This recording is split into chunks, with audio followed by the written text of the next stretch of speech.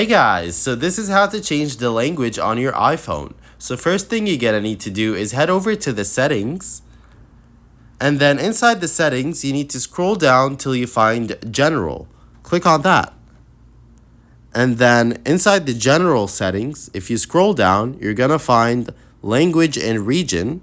Click on that. And then I already have English and Arabic installed, but if I want to add another language, I can easily do so by clicking on the Add Language button.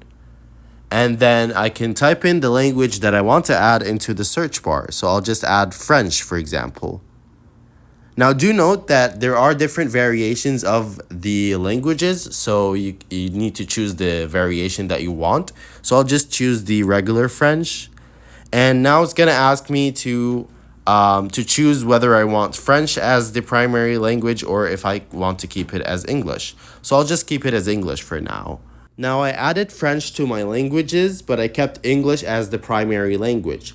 Now what if I want to change that later and make French the primary language? All I need to do is just drag it to the top. So just hold and drag to the top, then let go, and then click on continue. That will reset your phone and make French the primary language. And yeah, this is how easy it is, guys. This is how to change the language on your iPhone.